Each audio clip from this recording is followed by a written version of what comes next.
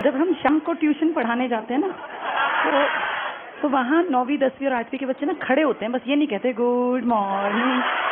तो उनमें 8वीं से बड़े जो बच्चे उनका बिहेवियर अलग है, और जो 5वीं 6वीं 7वीं है ना वो अलग है।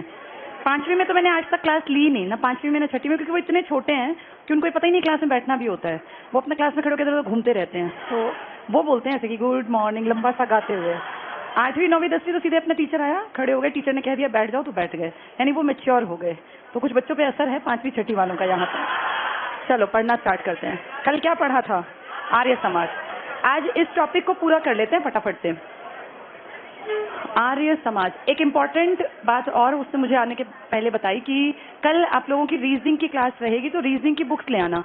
अब देखिए पीछे पेपरों में रीजनिंग बढ़िया आई हुई है, कई नंबर की। आज के अखबार के फ्रंट पेज पे खदरी जी का भी बयान था, देखा होगा आप लोगों ने, देख लिया वो बयान? फ्रंट पेज पे था, उसमें लिखा हुआ था कि ये क्वेश्चन गलत दिए, और जात पात पर आधारित क्वेश्चन जैसे खदरी वाला या किसके अभी पिताजी मर गए, ये इस तरह का ना अविवाहित वाला, ये गलत है। और जिसने पेपर सेट किया उनको भुगतान नहीं करेंगे, जिस कंपनी से पेपर सेट कराया ना उसको पैसे नहीं देंगे, लेकिन उसको देना दे पैसे, हमें क्या मतलब? हमें मतलब था हमारे क्वेश्चन ढंग के क्यों नहीं बनाए। तो ये अच्छी बात है कि अब एक सबसे बड़ी पॉजिटिव बात, एक तो पेपर लीक नहीं हुआ, जो सबसे अच्छी बात रही। क्वेश्चन थोड़े बहुत इधर उधर गए तो मानो कोई बात नहीं, इससे माफी मंजूर है। ये नहीं होना चाहिए पेपर टफ आए, आसान आए, लीक ना हो, ताकि पढ़ने वाला लग जाए। ठीक है, क्वेश्चन का स्टैंडर्ड में 3-4 क्वेश्चन गड़बड़ के थे, वो तराइन तरावड़ी भी गलत था क्योंकि दोनों एक ही हैं, लेकिन फिर भी माफी मिल सकती है। 5 क्वेश्चंस में गड़बड़ थी, कोई बात नहीं, उतना सहन हो जाएगा। दिक्कत तब होती है जब पेपर लीक कर देते हैं। इस बार देखो ये बड़ी बात रही कि पेपर लीक नहीं हुआ। राजस्थान के रीट का हाल देखा तुम लोगों ने? कैसे कैसे कान में, कहा इतने छोटा सा, वो उसके पास लेके गए ईएनटी के पास, वो अंदर से इंस्ट्रूमेंट खींच के लाया, कान के इतनी अंदर सेट करा लिया वो कि कोई बोले तो अपना आराम से लिखता रहे, किसी को शक भी ना हो। लोग कितना कितना दिमाग दौड़ाते हैं। तो ये शुक्र मनाओ कि इस तरह की चीजें अपने यहाँ कम थी, ये बहुत पॉजिटिव है। और अगर सरकार ऐसे काम करती रही तो हम तो खुश हैं, पढ़ने वाला लगे तो हमें क्या दिक्कत है। 2-4 क्वेश्चन ऊपर नीचे सरकार अब आगे फिर ध्यान रखेगी, क्योंकि खदरी जी का बयान था, आज के न्यूज़पेपर की हेडलाइन में था, मैं पढ़ के ही आई थी। तो अच्छी चीज थी कि उनको कम से कम ये लग गया कि ऐसे जात पात वाले और धर्म वाले या किसी बिरादरी के ऊपर क्वेश्चन पूछना गलत है। एक तो उन्हीं के ऊपर पूछ लिया था, खदरी को खदरी क्यों कहते हैं, तो ये बेवकूफी भरी बात थी। चलो, आर्य समाज हमने कल पढ़ लिया था, बुक से नहीं पढ़ा, वैसे पढ़ लिया, बुक से पढ़ लेते हैं जल्दी से। चलो पेज नंबर कितना था? 51। ठीक है, पेज 51 पर आ जाओ। हमने प्रार्थना समाज भी तो नहीं पढ़ा था, नहीं पढ़ा ना? हमने 50 पेज पे ऊपर वाला टॉपिक पढ़ा, और इसमें भी ना मैंने कल देखा 1-2 लाइन फिर छोड़ दी उन्होंने। एक काम करो, तुम निकालो पेज नंबर 49 पे देखो, सारे पॉइंट्स थे ब्रह्म समाज के। यहाँ एक लाइन ऊपर लिख लो, ये पेपर में खूब आई हुई है, प्रीसेप्ट्स ऑफ जीसस। ये किसने लिखी किताब? प्रीसेप्ट, सामने लिख दिया, प्रीसेप्ट्स ऑफ जीसस, ये लिखी है राजा राम मोहन रॉय ने। Precepts of Jesus, Jesus Christ के से जुड़ी बात है ये।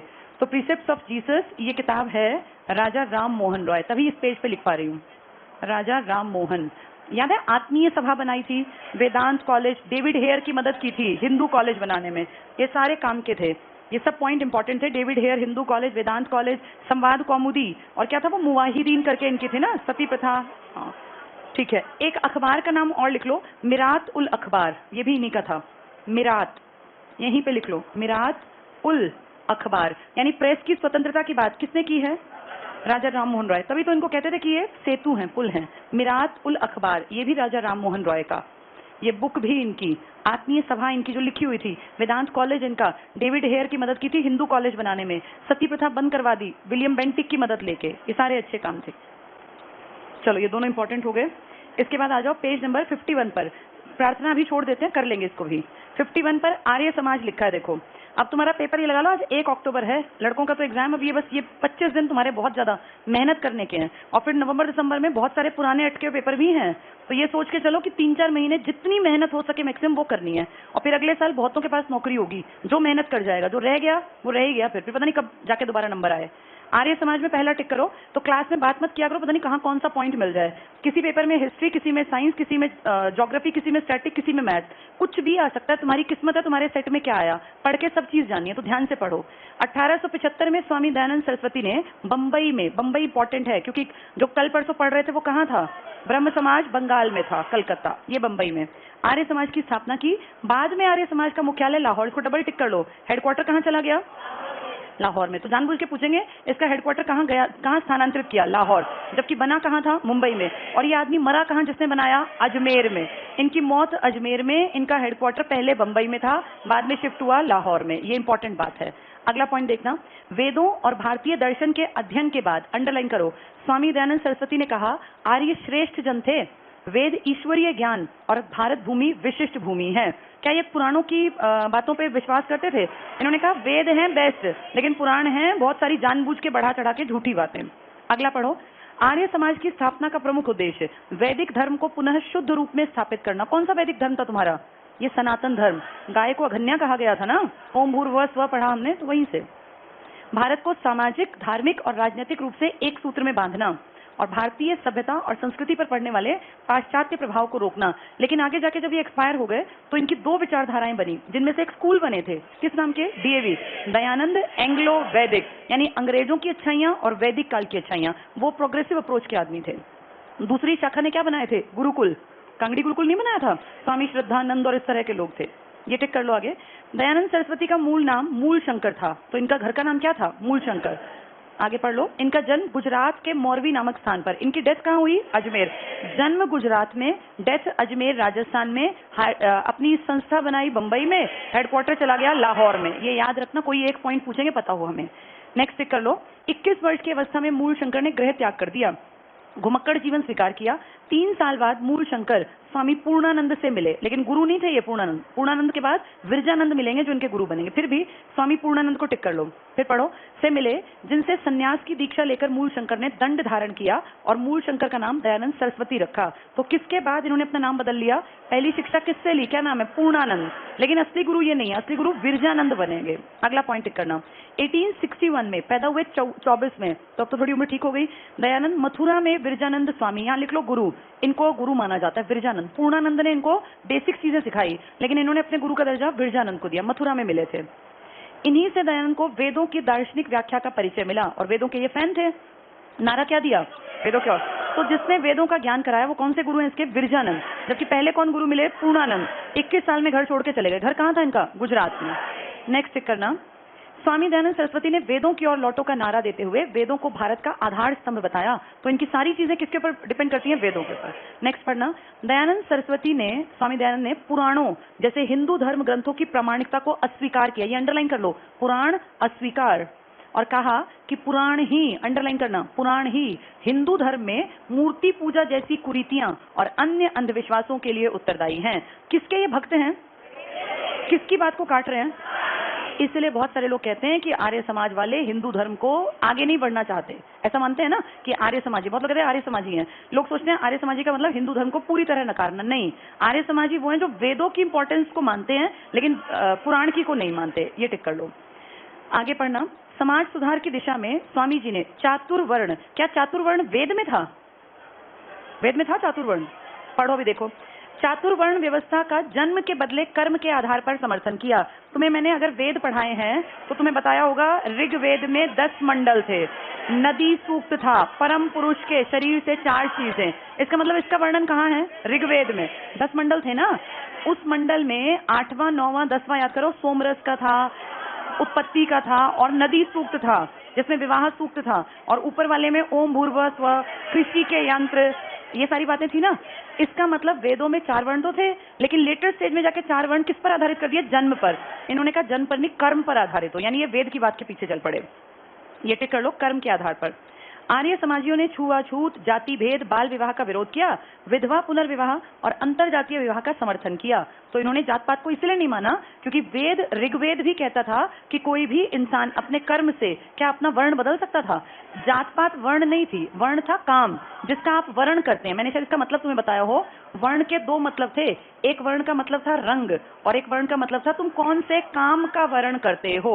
अगर तुम पढ़ाई लिखाई का काम वर्ण करते हो तो तुम ब्राह्मण हो, चाहे तुम्हारे पिता शूद्र हो, कोई फर्क नहीं पड़ता। अगर तुम शक्तिशाली हो, तुम कहते हो मैं गायों की रक्षा कर लूंगा, मैं मारकाट मचा सकता हूँ, मैं दूसरों को भगा सकता हूँ, तुम क्षत्रिय। और अगर तुम लेन देन का काम करते हो वैसे, और अगर तुम कहते हो हम साफ सफाई, गायों की केयर, गोबर उठाना, इनको पानी पिलाना या इस तरह के काम करेंगे तो आप शूद्र। ये कोई बुरी बात नहीं थी। कोई भी इंसान अपनी मर्जी से अपने अनुसार अपने काम का वर्ण, वर्ण का मतलब होता है चुनाव, चुनाव कर सकता था। बहुत बार ऐसा हुआ, एक घर में एक लड़का ब्राह्मण बन गया, उन्हीं का एक बेटा शूद्र बन गया, माँ उसकी जो है या माँ शूद्र बन गई, एक लड़का वैश्य, पिताजी क्षत्रिय, चारों एक घर में रहते हैं, कुटिया टाइप से, तो कच्चे घर बनते थे, एक साथ खाना खाते हैं, कोई बुरा नहीं मानता, ब्राह्मण शूद्र के साथ खाना खा रहा है, एक ही घर में बाप ब्राह्मण है, बेटा शूद्र बन गया। ये व्यवस्था वर्ण व्यवस्था थी।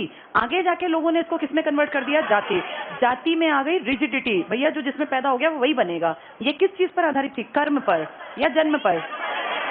ये थी कर्म पर। आज भी वर्ण व्यवस्था अगर देखें तो गलत नहीं है। कोई पढ़ लिख के काबिल बन गया और वो मान लो टीचर ही बन गया और वो था एससी, तो क्या फर्क पड़ता? तो बच्चों को पढ़ा रहा है। वर्ण व्यवस्था कहती थी उसको ब्राह्मण की कैटेगरी में गिना जाएगा, लेकिन ये जो बाद में जात पात वाले हैं, इन्होंने कहा नहीं, जो जिसके घर में पैदा हुआ वही कहलाएगा। ये पढ़ लो आगे। तो छुआछूत, जाति भेद, इन सबका समर्थन, ये इनका विरोध किया, और विधवा पुनर्विवाह और अंतर जातीय विवाह का समर्थन। नेक्स्ट टिक करना, आर्य समाज द्वारा चलाए गए शुद्धि आंदोलन में हिंदू धर्म का परित्याग कर अन्य धर्म अपनाने वाले लोगों के लिए पुनः धर्म में वापसी के द्वार खोल दिए गए। कौन सा आंदोलन चलाया? शुद्धि। लोग दुखी हो गए थे बाद की चीजों से, पहली चीजें बहुत अच्छी थी हमारी। नेक्स्ट टिक करना, आर्य समाज का दूसरा कार्यक्रम गौ रक्षा आंदोलन। इसलिए आर्य समाजी जो खुद बड़े हैं, जिन्होंने शुरू किया, क्या नाम? दयानंद सरस्वती। जगह जगह जाके क्या करते थे? गौ रक्षा के लिए खोलते हैं ना, गौशाला, यही है कार्यक्रम गौ रक्षा आंदोलन। आर्य समाज ने गायों की रक्षा हेतु गौ रक्षिणी सभा की स्थापना की, जो गायों की रक्षा, और गाय अघन्या है ऐसा कहाँ लिखा था? क्यों लिखा था ऐसा? बहुत सारी चीजें ना असलियत बताई ही नहीं जाती, वो छुपा ली जाती है। ये बिल्कुल सच्ची बात है कि बहुत पहले भी लोग मांस का भक्षण करते थे, इसमें कोई बढ़ा चढ़ा के नहीं है, सच्ची बात है। जब राजा शिकार करते थे तो दिमाग दौड़ाओ, शिकार क्यों करते होंगे? कोई शिकार करके क्या करेगा? शिकार दिखाते क्या है? शौकिया। लेकिन शिकार का बेसिक कारण था, उन लोगों को मांस के लिए शिकार किया जाता था। मांस खाना हमारा बहुत पहले से कल्चर का पार्ट रहा। आदि मानव भी तो आगे जाके इंसान बना होगा ना, लेकिन इस चीज को हमने थोड़ा नेगेटिव इसलिए किया क्योंकि लोग सबसे आसानी से जो अवेलेबल थी गाय को पकड़ के मारते हो तो खा जाते। धीरे धीरे लोगों ने सोचा कि गाय क्योंकि दुधारू पशु है, दूध देती है गाय, और गाय के जब बच्चे जन्म लेते हैं तो उनसे इनकी संख्या बढ़ती है, तो इनको मारना बंद करवाना पड़ेगा। अब क्या करें कि लोग ना मारें, तो इसलिए लिख दिया कि गाय जो है वो पूजनीय है, क्योंकि लोग धर्म की रक्षा करते हैं, और गाय के लिए शब्द यूज कर लिया अघन्या, भाई गाय को मारना पाप है। ये दिमाग में भर दिया ताकि लोग गाय को ना मारे। अदरवाइज अगर लॉजिकली देखा जाए तो गाय भी वैसा ही जानवर है जैसा कि बाकी जानवर है। अगर तुम भैंस को मार के नहीं खाते, गाय को मार के नहीं खाते, तो इसके पीछे ये चीजें सिखाई गई हैं, और इसके पीछे लॉजिक ये था कि ये दूध देते हैं, साल भर, 2-2 साल भर अगर आप गाय को बांध लेंगे तो इनकी संख्या बढ़ जाएगी। और उस टाइम की अमीरी किससे मापी जाती थी? गायों की संख्या से। तो कह दिया इसका वध मत करो, वध ना करने योग्य। क्या शब्द लिया गया? अघन्या। वहीं से चीज चल पड़ी। तो ये टिक कर लो। तो मैंने शायद ये बताया हो कि पहले जब ये राजा महाराजा वो यज्ञ करते थे, घोड़े वाला अश्वमेध, देखो घोड़े पे वो सूरज का चिन्ह, फिर क्या करते थे? ये उसी घोड़े को मार के उसका मांस का भक्षण करते थे। और ये यज्ञ करने वाले राजा प्रतापी राजा थे, सारे बड़े बड़े। लेकिन इस बात को आप खुल के हिंदू धर्म के सामने नहीं कह सकते, क्योंकि वो इस चीज को, जो कट्टर है वो नहीं मानेगा। जो लॉजिकली सोचता है उसको पता है कि इंसान आदि मानव से विकसित हुआ है, और आदि मानव मांस ही खा सकता था, उसके पास कुछ उगाने के लिए नहीं था, इसलिए मांस का भक्षण। लेकिन अघन्या बनाने के पीछे लॉजिक था। ये टिक कर लो। कहां पहुंचे हम? शुद्धि हो गया, गौरक्षा। अगला पॉइंट, तो गौरक्षा का बना लिया। नेक्स्ट टिक करना, श्रीमती एनी बेसेंट। कहां की है ये? आयरलैंड। अगर पेपर में आयरलैंड नहीं मिला, स्कॉटलैंड ये कर लेना, यूके टिक कर देना। ने कहा था स्वामी दयानंद ऐसे पहले व्यक्ति थे जिन्होंने कहा भारत भारतवासियों के लिए। पेपर में आ जाएगा, किसने कहा भारत भारतवासियों के लिए है? किसने कहा ये? इस आदमी ने, मतलब इस औरत ने कहा कि वो आदमी ऐसा कहता था। कौन आदमी? दयानंद सरस्वती। ये हमें किसने बताया? एनी बेसेंट ने। अगला पॉइंट टिक करना, आर्य समाज के संदेश का प्रचार प्रसार पंजाब में अधिक सफल रहा। तब पंजाब और हरियाणा भी एक ही था, इसलिए रेवाड़ी में इन्होंने गौशाला बनाई थी, यही कारण था, पंजाब हरियाणा। आर्य समाज को यूपी, गुजरात, राजस्थान में भी सफलता मिली, तभी तो इनका मर्डर राजस्थान में हुआ। ये पैदा कहाँ हुए थे? गुजरात, और इनका प्रभाव सबसे ज्यादा पंजाब और हरियाणा में। चलो नेक्स्ट पॉइंट टिक करना, स्वामी दयानंद सरस्वती द्वारा लिखी गई पुस्तकें। पहली टिक कर लो, सत्याग्रह प्रकाश। क्या गड़बड़ लिखी है ये? 1875, इसको ठीक कर लो। छपी थी 75 में, 74 में लिखी थी, 75 में छपी। हम छपने वाली डेट टिक करेंगे। 75 में किस भाषा में है? हिंदी में। लिख लो, याद है, संस्कृत टिक करेंगे, हिंदी में। इसके बाद सिर्फ पढ़ लेंगे अगले, वेद भाष्य भूमिका, ऋग्वेद भाष्य। टिक मत करना, अद्वैत मत और पंच महायज्ञ। नेक्स्ट टिक करो। एक पश्चिमी विद्वान है वेलेंटाइन शिरोल, इसने क्या कहा? इंडिया के अशांति का जनक है ये दयानंद सरस्वती। अंडरलाइन करना। इंडियन अनरेस्ट किताब का नाम है ये बुक, में आर्य समाज को भारतीय अशांति का जन्मदाता कहा गया। यानी एक विदेशी जो बहुत पढ़ा लिखा है, जिसका नाम क्या है? वेलेंटाइन शिरोल, वो एक किताब लिखता है। किताब का नाम क्या दिया? हाँ, और क्या लिखा है इसमें कि अशांति का जनक कौन है? ये आर्य समाज। ये इंपॉर्टेंट है। इंडियन अनरेस्ट में लिखा कि ये अशांति का जन्म है, किसने दिया? इसके बाद एक पॉइंट अगला पढ़ लो बस। 1892-93 यानी वो मर चुके हैं। वो कब मरे थे? 1883 में। उनके मरने के 10 साल बाद आर्य समाज दो गुटों में बट गया। एक गुट पाश्चात्य शिक्षा का विरोधी कि अंग्रेजों की चीज मत पढ़ाओ, दूसरा पाश्चात्य शिक्षा का समर्थक। जो अंग्रेजों की शिक्षा देगा वो कौन सा स्कूल चलवाएगा? डीएवी। और जो कहेंगे अंग्रेज बकवास है वो गुरुकुल चलवाएंगे। अगला पॉइंट टिक करो। पाश्चात्य मतलब अंग्रेजों की शिक्षा के विरोधियों में स्वामी श्रद्धानंद, जिन्होंने कौन सा गुरुकुल बनवाया? कांगड़ी। आज भी चलता है, लिख लो यहाँ, कांगड़ी विश्वविद्यालय, उत्तराखंड में कांगड़ी विश्वविद्यालय। आगे लेखराम थे, कोई मुंशी राम थे।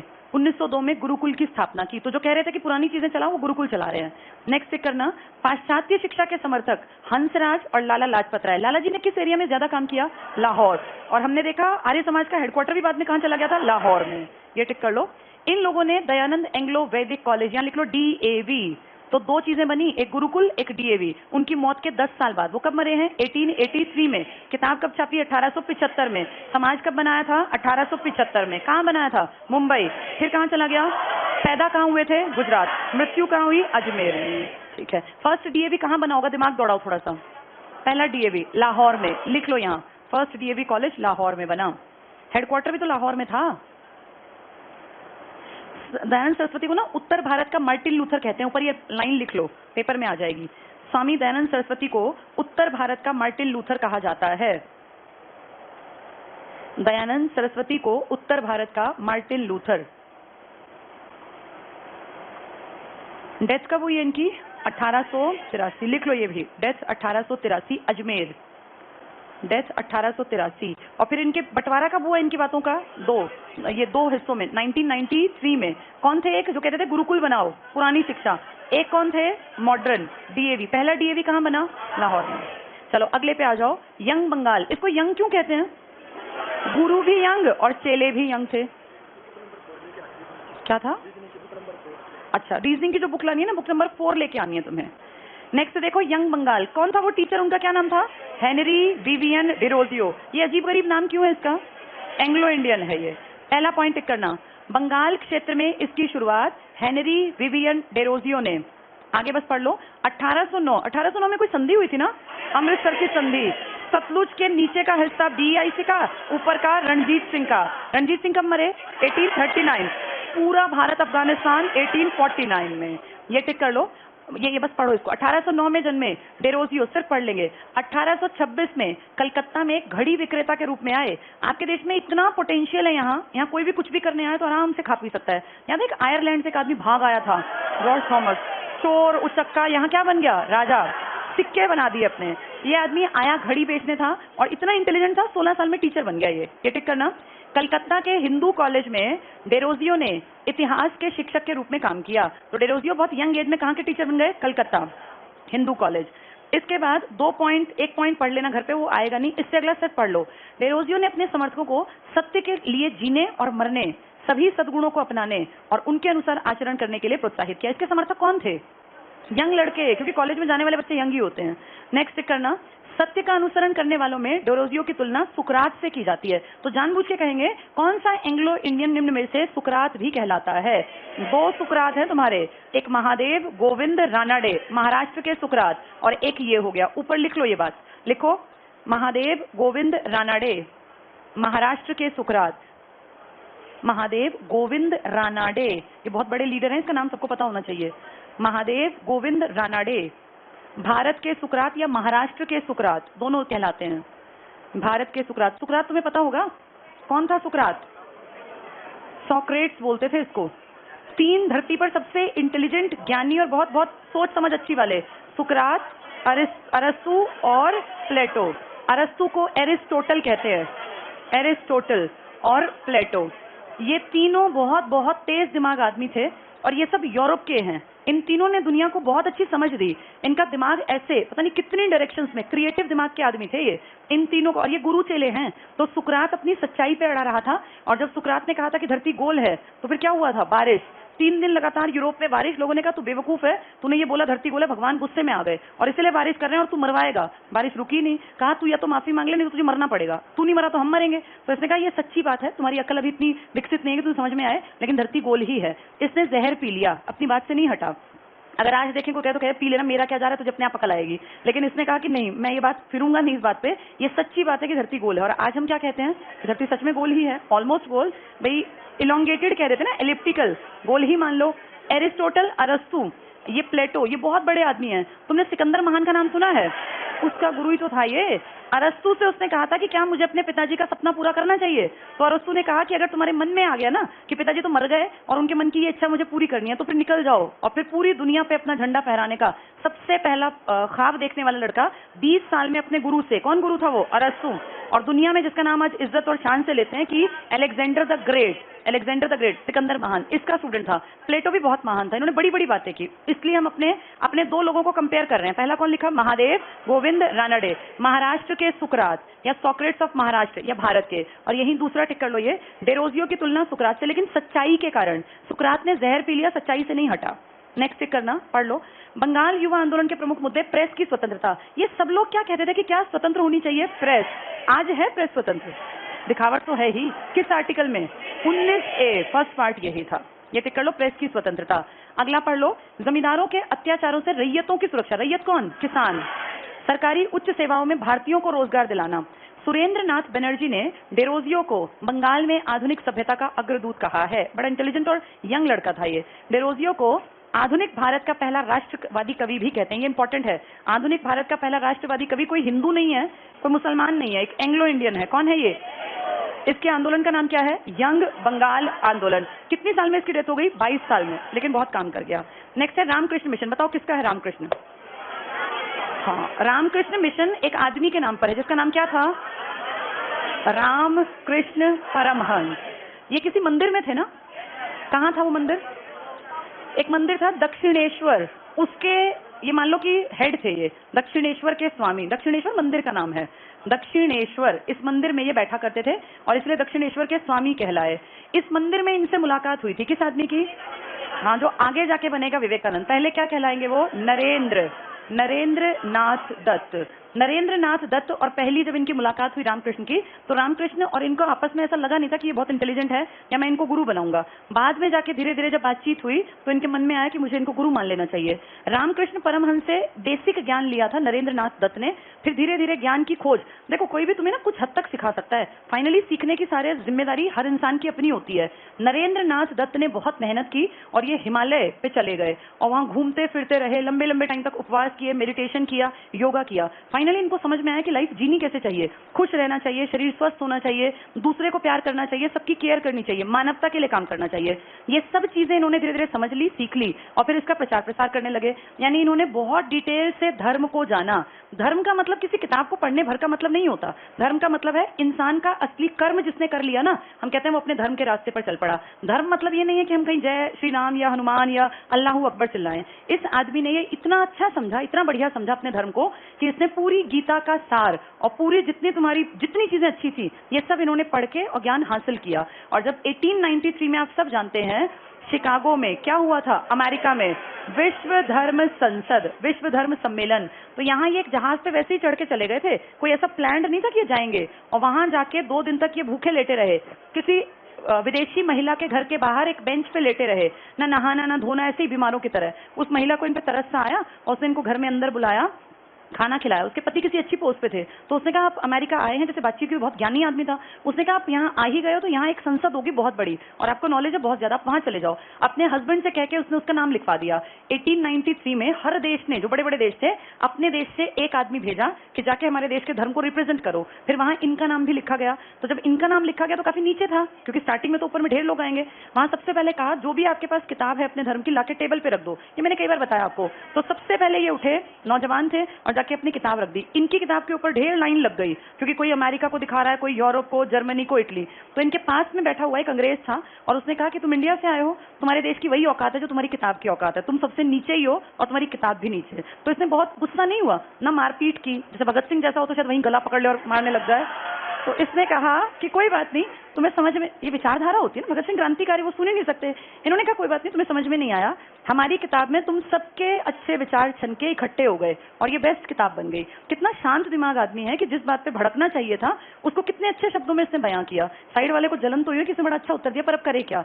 जब यहाँ स्टेज पे बुलाया गया कि इंडिया को रिप्रेजेंट करने ये आए हैं, तो वहां सब जानते हैं इन्होंने अपना इंट्रोडक्शन जब दिया उससे पहले संबोधित किया ब्रदर्स एंड सिस्टर्स। जितने अब तक, अच्छा सिस्टर्स एंड ब्रदर्स ना, हाँ, जितने अब तक आए थे सबने वही शब्द बोले रटे हुए, लेडीज एंड जेंटलमैन। मतलब सुन सुन के कान नहीं पक जाते। जब हम स्कूलों में थे और याद करो डिबेट होती तो हर कोई आके आदरणीय प्रधानाचार्य जी, तो हमें लगता था ये सीधे मुद्दे की बात है, क्यों ये बकवास कर रहे हैं, वो सब ऑनरेबल जजेस एंड ये और वो सब। अब यहाँ जब इसने बोला तो डिफरेंट था, हर किसी की नींद खुली और इतना अच्छा बोला, सबने सुना और फाइनली इतनी तालियां लास्ट में कि अगले दिन हेराल्ड, नेशनल हेराल्ड इनके अखबार का नाम था, जैसे हमारा कोई बड़ा अखबार हो। इसने लिखा कि हमें ये सोच के शर्म आती है कि जहां जिस देश में इतने इंटेलिजेंट, इतने समझदार लोग रहते हैं, वहां हम अपने क्रिश्चियन मिशनरीज को भेज रहे हैं कि इनका ज्ञान बढ़ाओ। ये तो ऑलरेडी इतने ज्यादा लर्नेड हैं कि इनको जरूरत ही नहीं किसी चीज की। और जब वहां से वापस आए विवेकानंद, तो शिप में आए, पानी के जहाज में, भीड़ लग गई हर जगह, मालाएं मालाएं। इंडिया का आज से नहीं, ये सोचो सदियों से यही काम रहा है। जो यहाँ समझदार है उसकी कोई इज्जत नहीं, जिसको दुनिया इज्जतदार मान लेती है उसको फिर हम आते ही वाहवाही। जब ये आए, जब ये गए थे ना, भूखे पेट गए थे, कई कई दिन तक रेलवे स्टेशन पे पड़े रहते, कोई रोटी भी ना देता। और जो समाज सेवी होते हैं ना, इनकी घर में बहुत बेइज्जती होती है, घर वाले इनको मानते हैं बोझ हैं, समाज सेवी घर में इज्जतदार कभी नहीं बनते। उसके बाद इनका ऐसा नाम चढ़ा कि बस फिर तो लोगों ने हर जगह कि भाई ये बहुत बड़ा पढ़ा लिखा ज्ञानी आदमी है। और अब इनका नाम क्या फेमस हो गया, स्वामी विवेक। हाँ, दो शब्द हैं ये, विवेक और आनंद। यानी जो आदमी इतना शांत हो कि उसको बिल्कुल कूल माइंडेड रहना पसंद हो, विवेक में जो आनंद का आभास करे, उसे कहते हैं विवेकानंद। बहुत सोच समझ के नाम रख दिया गया था, विवेकानंद। और अपने नाम के अनुकूल इनका आंसर भी देखो बिल्कुल ऐसा ही था, समझदारी से भरा। स्वामी विवेकानंद को दुनिया भर का पैसा मिला, ऐसे में पैसों की बौछार होती है, तो उन्होंने उस पैसे का सही यूज किया और 1896-97 में अपने गुरु के नाम पर क्या बना दिए, रामकृष्ण मिशन बना दिए। और तब से आज तक 2021 तक ये मिशन चल रहे हैं। ये बहुत बड़ी बात है, ये बहुत हेल्प करते हैं। अगर कहीं नेचुरल कैलामिटी आ जाए, कोई दिक्कत हो जाए, बाढ़ आ जाए, तो ये हेल्प करते हैं। चलो पढ़ेंगे। हम पहुंचे रामकृष्ण मिशन पर ना। पहला पॉइंट टिक करना, रामकृष्ण मिशन। अच्छा एक चीज और, इन लोगों ने पता क्या कहा, जैसे अब तक मूर्ति पूजा का विरोध हुआ कि नहीं हुआ, हुआ ना। इन्होंने एक बहुत अच्छी बात बोली, इन्होंने कहा जिसका मन करे, अगर उसे लगता हो कि मूर्ति में कोई है भगवान तो कर लो, हमें कोई दिक्कत नहीं। मूर्ति पूजा का विरोध नहीं किया। किस आदमी ने? इसने कहा रास्ता गलत मत पकड़ना। अगर तुम्हें लगता है कि मूर्ति में भगवान है और तुम उसके साथ रह के तुम्हें लगता है कि मैं सही रास्ते पे रहूंगा, भटकूंगा नहीं, तो बेशक मूर्ति पूजा करो, लेकिन ऐसा मत करना कि वैसे मूर्ति पूजा और वैसे सारे गलत कामों में लिप्त रहो। बहुत अच्छी बात थी ये, यहाँ लिख लो ये बात, लिखो मूर्ति पूजा में, या लिखो मूर्ति पूजा का विरोध नहीं किया। ये भी नहीं कहा कि मूर्तियां बनाओ, साइंटिफिक आदमी है। जैसे कुछ लोग पूछते हैं कि क्या आप भगवान में विश्वास करते हो, तो भगवान में विश्वास करना न करना कोई जबरदस्ती नहीं होनी चाहिए, ये हर किसी का पर्सनल मैटर है। अगर तुम्हें लगता है कि भगवान है तो मान लो, नहीं लगता मत मानो। दुनिया में बहुत लोग कामयाब हैं, भगवान की बहुत बड़ी भक्ति करते हैं, और दुनिया में बहुत सारे लोग कामयाब हैं जो भगवान को नहीं मानते। तो ये हर एक का पर्सनल अपनी मर्जी है। और मुझे भी ऐसा लगता है कि भगवान मानना ना मानना आप दोनों के अपने सबके मन मर्जी की बात है। मैं भगवान को बहुत ज्यादा मानती हूँ, परिमल सर भगवान की बात कम करते हैं, और वो कहते हैं जहाँ, वो क्या एक लाइन बोलते हैं कि भगवान कहाँ है, जहाँ विज्ञान है वहां, कुछ इस तरह का बड़ा अच्छा बोलते हैं कि जहाँ अज्ञान वहां भगवान, और जहां ज्ञान वहां विज्ञान, ऐसा कुछ बोलते हैं कि जहां अज्ञानता है वहां। लेकिन मुझे सच में ऐसा लगता है कि ये पर्सनल मैटर है, और अगर आप में से कोई नास्तिक है तो बेशक रहे, लेकिन वो दूसरे को ये ना कहे कि तू भी नास्तिक बन, और कोई आस्तिक है तो वो भी रहे, वो भी दूसरे को ना कहे तू भी जबरदस्ती पूजा कर। जिसका मन करता हो पूजा करो, जिसका ना मन करे मत करो, आपकी अपनी मर्जी है। इंसान अच्छे बन के रहो किसी भी सेंस में। ये टिक कर लो, यहाँ लिख लिया मूर्ति पूजा में ये विरोधी नहीं है, मना नहीं किया, जिसका मन करे करो मूर्ति पूजा। आगे पढ़ो, दक्षिणेश्वर, वेरी इंपॉर्टेंट, अंडरलाइन कर लो। दक्षिणेश्वर क्या है? दक्षिणेश्वर आधे पता है क्या टिक करेंगे? दक्षिणेश्वर का मंदिर दक्षिण भारत में है। अब देखो है कहाँ? बंगाल में। अंडरलाइन कर लो, दक्षिणेश्वर के मंदिर बंगाल में काली माता मंदिर के पुजारी थे। आगे बस पढ़ लो, इन्होंने चिंतन, संन्यास, भक्ति के परंपरागत तरीकों से धार्मिक मुक्ति प्राप्त करने का प्रयास किया। इसमें एक नाम लिखना, गदाधर चटर्जी, इनका नाम लिख लो।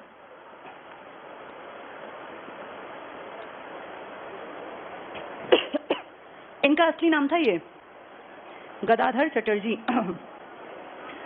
हाँ, रामकृष्ण का। नहीं, पानी की दिक्कत नहीं है ये। चलो पढ़ो आगे, नेक्स्ट पॉइंट पे आना। भारतीय सभ्यता और संस्कृति में पूर्ण निष्ठा रखने वाले रामकृष्ण सभी धर्मों को सत्य मानते थे। देखो कितना अच्छा आदमी था, अंडरलाइन कर लो। मूर्ति पूजा में विश्वास करने के साथ साथ उसे शाश्वत सर्वशक्तिमान ईश्वर को प्राप्त करने का एक साधन मानते थे। तो जिसका गुरु कह रहा है कि मूर्ति पूजा में मुझे कोई दिक्कत नहीं, तो स्टूडेंट तो कहेगा ही कहेगा। इसलिए क्या विवेकानंद ने कहा कि मूर्ति पूजा मत करो, उसने कहा जिसका जो मन करे वैसा करो। नेक्स्ट चेक कर लो। 1886 में रामकृष्ण परमहंस की मृत्यु के बाद नरेंद्र नाथ ने अपने गुरु के संदेशों को चारों ओर फैलाया। अगले पेज पर आ जाओ, पहला पॉइंट टिक कर लो। संन्यास ग्रहण करने के बाद नरेंद्र नाथ स्वामी विवेकानंद ने समूचे भारत का भ्रमण किया। जो ये बातें कर रहे हैं ना, अब पेपर में देखो, इसी के नीचे थियोसॉफिकल सोसाइटी पेपर में आई हुई थी, कुछ भी आ जाएगा, कुछ भी, पता नहीं कौन सा पॉइंट, ध्यान से समझते चलो। अब मैं नहीं चाहती इस बैच में तुम दोबारा अगले साल भी दिखाई दो। 2022 में तुम लोगों को कोशिश करके नौकरी मिल जानी चाहिए। अब 22 के बाद जो बैठा रह गया ना 21 में, फिर ये मान के चलना 25 तक क्या पता, अब लंबा प्रोसेस 1 साल का चलाएं, 2 साल का। ये गोल्डन अपॉर्चुनिटी है, इतनी नौकरियां एक साथ। अब भी नहीं लगी तो फिर नौकरी मिलेगी भी नहीं। अब बातचीत वालों से बिल्कुल दूर रहो, एक एक सेकंड की कीमत है। अब जल्दी से टिक कर लो अगला पॉइंट। 1893 अमेरिका विश्व धर्म सम्मेलन, भारत का नेतृत्व। इस सम्मेलन में जाने से पहले नरेंद्र नाथ का नाम बदलकर, ये अंडरलाइन कर लो, खेतड़ी के राजा अजीत सिंह के सुझाव पर स्वामी विवेकानंद रखा गया। ये खेतड़ी किस चीज के लिए फेमस है? खेतड़ी में क्या है? तांबा। लिख लो, यहाँ राजस्थान में है ये तांबा। यहाँ के किसी राजा ने कहा अपना नाम पहले ठीक करो, नरेंद्र नाथ इंप्रेसिव नहीं है, स्वामी विवेकानंद रख लो। नेक्स्ट पॉइंट पढ़ लो। सितंबर 1893 शिकागो विश्व धर्म सम्मेलन में बोलते हुए सिर्फ पढ़ लो, जिस प्रकार सारी धाराएं अपने जल को सागर में लाकर मिला देती हैं, उसी प्रकार मनुष्य के सारे धर्म ईश्वर की ओर ले जाते हैं। पृथ्वी पर हिंदू धर्म के समान कोई भी धर्म इतने उदात्त रूप में मानव की गरिमा का प्रतिपादन नहीं करता। यानी सबकी बड़ाई भी कर दी, लेकिन फाइनली अपने आप को ऊपर बता दिया सबसे। तो ये शब्दों का हेरफेर है। नेक्स्ट चेक करना, 1836 लिखा है, काट दो, 96 कर लो इसको, 1896 स्वामी जी ने अमेरिका में वेदांत सभाओं की स्थापना की। वेदांत सोसाइटी लिख लो, यहाँ इंग्लिश में लिखा होगा, सभा लिखा है, लिख लो वेदांत सोसाइटी। तो पूछ लेंगे वेदांत सोसाइटी कहाँ बनाई गई, किसने बनाई? अमेरिका में। किसने बनाई? स्वामी विवेकानंद, जिनका नाम किसने बदला था? हाँ, खेतड़ी के राजा अजीत सिंह ने। नेक्स्ट चेक करना, अमेरिका प्रवास के बाद वापस आने पर स्वामी जी ने रामकृष्ण मिशन कब बनाया था बताओ? 1897 में, लिख लो 96-97 की स्थापना की, और कलकत्ता के वेल्लूर, वेरी वेरी इंपॉर्टेंट, और अल्मोड़ा के मायावती में जगह का नाम मुख्यालय खोला। तो पूछेंगे बताओ रामकृष्ण मिशन का मुख्यालय कहाँ कहाँ था? कलकत्ता के वेल्लूर में और अल्मोड़ा के मायावती। अल्मोड़ा कहाँ पड़ेगा? यूके में, उत्तराखंड, लिख लो यहाँ यूके। तो 2 हेडक्वार्टर। ये ऐसी बात है जैसे आर्य समाज पहले कहाँ बना? मुंबई, लेकिन बाद में कहाँ गया? लाहौर। तो इन्होंने भी 2 जगह, कहाँ कहाँ? एक अल्मोड़ा के मायावती में और एक वेल्लूर में। वेल्लूर कहाँ है? कलकत्ता। इनके गुरु कहाँ के हैं? बंगाल के। मंदिर का नाम क्या है? दक्षिणेश्वर के स्वामी। इनका नाम किसने बदला? कहाँ का था? खेतड़ी का। अगले पॉइंट पर आ जाओ, अल्मोड़ा के मायावती में मुख्यालय। 2 हेडक्वार्टर हो गए, याद रखना दोनों। नेक्स्ट पढ़ना, रामकृष्ण मिशन में कार्यरत सन्यासी, टिक कर लो सन्यासी। पढ़ो क्या करते हैं? जन साधारण के कष्टों का निवारण करते हैं, रोगियों को चिकित्सा सुविधा उपलब्ध कराते हैं, अनाथ की देखभाल करते हैं, समाज सेवा के प्रति समर्पित हैं। स्वामी जी ने अपनी पुस्तक लिखी, मैं समाजवादी हूँ। तुम्हें याद है मैं नास्तिक क्यों हूँ? भगत सिंह की किताब है, ऐसे इनकी है, मैं समाजवादी हूँ। फिर पढ़ लो, भारत के उच्च वर्ग से अपने पद और सुविधाओं का परित्याग करते हुए निम्न वर्ग के साथ मेलजोल करने का आह्वान किया। थियोसॉफिकल सोसाइटी जल्दी से पढ़ लेते हैं, किसने बनाई थी ये? मैडम, ये एनी बेसेंट पहले इंडिया आई या पहले ब्लावात्स्की से मिली? पहले ब्लावात्स्की से, फिर इंडिया आई। पढ़ना पहला पॉइंट। 1875 में, 75 में तुम्हारे यहाँ क्या हुआ था? आर्य समाज, और वहां बन रही थी थियोसॉफिकल सोसाइटी, टिक कर लो। 75 में मैडम ब्लावात्स्की, हेलेना ब्लावात्स्की इसका पूरा नाम है, कर्नल अल्कॉट ने न्यूयॉर्क में थियोसॉफिकल सोसाइटी की स्थापना की। इसका स्थापना सभी प्राच्य धर्म, प्राच्य मतलब पुराने, सब धर्मों का, मैंने बताया था कल, इसका वो सर्कल है जिसपे सारे धर्मों के चिन्ह हैं, सारे हमारे भी, ये टिक कर लो। सभी प्राच्य धर्मों का तुलनात्मक अध्ययन करने के उद्देश्य से किया गया। इस सोसाइटी ने हिंदू धर्म को विश्व का सर्वाधिक गूढ़ और आध्यात्मिक धर्म माना। तो किस धर्म ने इंडिया के हिंदुइज्म को बेस्ट बताया कि सबसे ज्यादा बड़ा? ये थियोसॉफिकल ने। किसने बनाया है? जो मैडम ब्लावात्स्की और कर्नल अल्कॉट ने। हमारे यहाँ आर्य समाज बना, वहां ये थियोसॉफिकल। नेक्स्ट करना, थियोसॉफी का मतलब है ब्रह्म विद्या, सबसे बड़ी विद्या। फिर पढ़ लो, हिंदू धर्म के आध्यात्मिक दर्शन और उसके कर्म सिद्धांत, इसको टिक करो। कर्म सिद्धांत जो देगा वो बेस्ट है, क्योंकि काम सबसे बड़ी जरूरत है, और आत्मा के पुनर्जन्म के सिद्धांत का समर्थन। नेक्स्ट भी टिक करना। 1882 में थियोसॉफिकल सोसाइटी का अडेयार, वेरी वेरी इंपॉर्टेंट, मद्रास में भारत में पहला कार्यालय खोला गया। लेकिन इस टाइम तक क्या एनी तुम्हारे यहाँ आई थी? नहीं, ये चल नहीं पाया। चलाने के लिए फिर कौन आई थी? एनी। पहला हेडक्वार्टर बना दिया 1882 में। आर्य समाज कब बना? 75 में। थियोसॉफिकल 75 में। किताब भी छपी थी 75 में। वो मरे कब हैं? 83। उससे एक साल पहले ये अडियार में आ गया था। नेक्स्ट टिक करना। 1888 में, कहीं कहीं 87 भी लिखा होता है, वो 88 ज्यादा ठीक है, एनी बेसेंट इस सोसाइटी की सदस्य बनी। जब ये इसकी मेंबर बनी तो क्या ये भारत में थी क्या? नहीं, ये विदेश में थी। जो 1893 में भारत आई थी, यानी पहले ये थियोसोफिस्ट बनी, फिर ये भारत आई। एनी बेसेंट कहाँ की थी ये? आयरलैंड। अगर पेपर में आयरलैंड नहीं मिला, यूके भी नहीं मिला, तो ब्रिटेन टिक कर देना। आंसर अपने हिसाब से लगाना पड़ेगा, लिख लो यहाँ, आयरलैंड, यूके ऑब्लिक ब्रिटेन, इनमें से जो मिल जाए। तीनों मिल गए तो पहली प्रायोरिटी आयरलैंड को, नहीं मिला तो उसके बाद यूके को, वो भी नहीं मिला तो ब्रिटेन को। ठीक है, तो बाद में ये आई भारत। पहले ये किसकी मेंबर बन गई? थियोसॉफिकल। कब बनी थियोसॉफिकल? 75 में। हमारे यहाँ कब आई? 82 में। ये काम करने अब आगे आएगी। देखो 1888 में इसकी मेंबर, 1893 में भारत आई। इसको टिक कर लो, ये ध्यान रखना। 1893 में, यानी उस हेडक्वार्टर के लगभग 11 साल बाद, तब ये काम करेगा। अगला पॉइंट टिक करो। अल्कॉट की मृत्यु। कौन अल्कॉट? कर्नल अल्कॉट, न्यूयॉर्क वाला। अल्कॉट की मृत्यु के बाद 1907 में एनी बेसेंट थियोसॉफिकल सोसाइटी की अध्यक्षा बनी। इंटरनेशनल लिख लो यहाँ, भारत की तो थी ही, वर्ल्ड की बन गई, इंटरनेशनल। तो पूछ लेंगे Annie Besant international theosophical society की अध्यक्षा कब बनी? 1907। जब हम गरम और नरम में लड़ रहे थे ना, तब ये वर्ल्ड लेवल पे बन गई थी। और इसके 10 साल बाद फिर हमने क्या बनाई है? अपने कांग्रेस की अध्यक्षा। तो ये मत सोचो कि ये नॉर्मल औरत, ये बहुत पढ़ी लिखी तेज दिमाग औरत है। इंटरनेशनल लेवल पे इसको क्या बनाया गया है? अध्यक्षा। अगला पॉइंट पढ़ लो। भारत में शिक्षा के क्षेत्र के विकास के लिए मैडम एनी बेसेंट ने Banaras, very very important, central Hindu college की स्थापना की। 1916 में मदन मोहन मालवीय के प्रयासों से बीएचयू बना। क्या बीएचयू आज भी चलता है? बिल्कुल। इसमें मेन किस हिंदू ने काम किया? मदन मोहन मालवीय। लेकिन किसने इसका बेस तैयार किया था? एनी बेसेंट, जो कहां से आई थी? Ireland, UK, Britain. जो किसकी मेंबर पहले बन गई थी? थियोसॉफिकल सोसाइटी, जो कहां बनी थी? न्यूयॉर्क में। किन दो लोगों के? मैडम ब्लावात्स्की और कर्नल अल्कॉट। फिर अपने यहाँ हेडक्वार्टर कब बनाया? 1882। लेकिन हेडक्वार्टर चल नहीं पाया। उसके कई साल बाद कौन आई थी यहाँ? एनी। एनी फिर इंटरनेशनल लेवल की, वर्ल्ड लेवल की कब बनी? 1907 में। जब कौन मर गया? Colonel Olcott. ये सन सारे इंपॉर्टेंट है, बस इसका एक टॉपिक जो पीछे छोड़ा था वो पढ़ लो। बस लास्ट है प्रार्थना समाज पढ़ लो, ताकि निपट जाइए। फिर मुस्लिम रह जाएंगे बस जितने हैं। पेज 50 पर एक छोड़ दिया था, प्रार्थना समाज। प्रार्थना समाज सब कुछ रिपीट करेगा, तो पहले आर्य ने किया, आर्य करेगा बाद में, या पहले ब्रह्म करेगा? फटाफट से टिक करो। आचार्य केशव चंद्र सेन। फिर पढ़ो, इनकी महाराष्ट्र यात्रा से प्रभावित होकर, वेरी इंपॉर्टेंट, महादेव गोविंद रानाडे। क्यों पढ़ रहे हैं हम इसको? ये सुकरात है, महाराष्ट्र में काम करेगा, अंडरलाइन कर लो। डॉक्टर आत्माराम पांडुरंग, 1867 में बंबई में प्रार्थना समाज। अब बताओ, आर्य समाज पहले बना या प्रार्थना समाज? और इन दोनों से पहले क्या बना था? ब्रह्म समाज। वो 1828 का है। फिर ये बना, फिर आर्य बनेगा, अंडरलाइन करना। पश्चिमी भारत में सांस्कृतिक पुनर्जागरण का अग्रदूत महादेव गोविंद रानाडे। पश्चिमी भारत क्यों कह रहे हैं? क्योंकि ये महाराष्ट्र में, तब गुजरात, महाराष्ट्र, बंबई एक था, इसीलिए। तभी तो तुमने इसको महाराष्ट्र का सुकरात लिखा है, तभी। अब पूछे तुमसे कि पश्चिमी भारत में पुनर्जागरण का अग्रदूत कौन है? रानाडे। भारत में पुनर्जागरण का अग्रदूत कौन है? राजा राम मोहन रॉय। एक क्वेश्चन की लैंग्वेज अगर नहीं पकड़ पाए ना, वहां नंबर जाएगा। भारत में अग्रदूत कहेंगे तो राजा राम मोहन, और पश्चिमी भारत कहेंगे तो रानाडे। यहां लिख लो, इसके पास लिख लो, भारत में पुनर्जागरण का अग्रदूत राजा राम मोहन रॉय। दोनों को कंपेयर कर लेना। भारत में पुनर्जागरण का अग्रदूत राजा राम मोहन रॉय, और पश्चिमी भारत आ गया तो, और अगर आ गया, एक अभी पढ़ा तुमने, मार्टिन लूथर। किसको बोलते थे? दयानंद सरस्वती को। कहाँ का मार्टिन लूथर? उत्तर भारत का। यानी उत्तर भारत का मार्टिन लूथर भी हमें पता है, पश्चिमी भारत का सुकरात हमें पता है, और पूरे भारत का अग्रदूत भी हमें पता है। चलो अगला पॉइंट टिक करो। गोविंद रानडे के बाद अगले पॉइंट में सेकंड लाइन टिक करो। प्रचंड मेधा शक्ति, बहुत इंटेलिजेंट, के कारण महाराष्ट्र का सुकरात भी कहा जाता है। तो महाराष्ट्र का सुकरात कौन है? अगला पॉइंट टिक कर लो। स्त्रियों की परतंत्रता, बाल विवाह, विधवा विवाह का निषेध, जातिगत संकीर्णता, इसके आधार पर सजातीय विवाह, स्त्रियों की अशिक्षा, उपेक्षा, विदेश यात्रा का निषेध इत्यादि का रानडे ने जमकर विरोध किया। इन्होंने शुद्धि आंदोलन को प्रारंभ किया। लेकिन असली शुद्धि आंदोलन पूछेंगे तो आर्य। अब सोच लो, शुद्धि आंदोलन आए और आर्य समाज ना आए, तो क्या टिक करके आओगे? प्रार्थना समाज। यहाँ ये लाइन लिखो, नीचे लिखो, शुद्धि आंदोलन, शुद्धि आंदोलन बताओ किसने चलाया था? स्वामी दयानंद सरस्वती ने। लिख लो, स्वामी दयानंद सरस्वती ने चलाया था।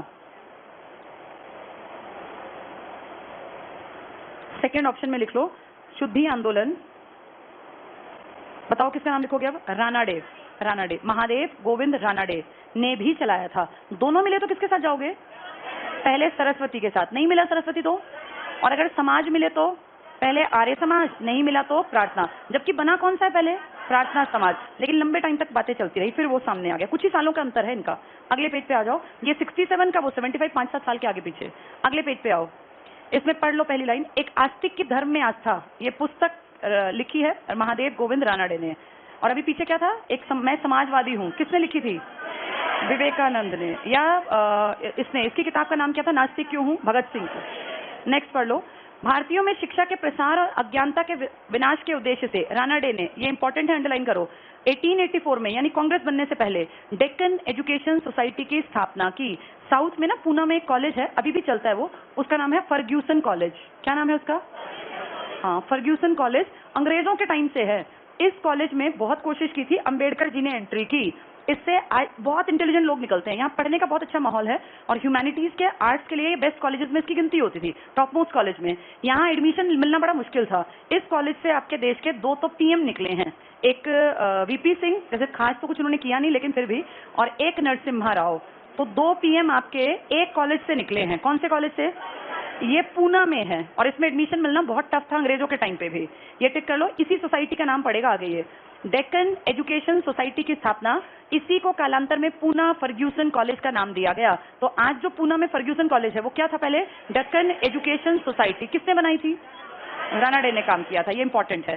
केशव चंद्र सेन की मद्रास यात्रा के समय एक तमिल युवक थे, धरालू नायडू। धरालू नायडू पढ़ा होगा ना आपने, वो यही है। इन्होंने वेद समाज की स्थापना की। यानी ये धरालू नायडू और रानाडे किससे इंप्रेस थे? ये केशव चंद्र सेन से। केशव चंद्र सेन किस समाज के थे? ब्रह्म समाज के। अब इसको देखो, एक छोटी सी इसमें 1 मिनट में ध्यान दो। पहला समाज कौन सा था? किसने बनाया था? राजा राम मोहन रॉय तो मर गए थे। फिर याद है रविन्द्रनाथ के दादा ने, द्वारिका नाथ, फिर देवेंद्र नाथ। फिर देवेंद्र नाथ ने किसको आचार्य बना दिया था? केशव चंद्र। ये केशव चंद्र सेन यात्राएं करते थे।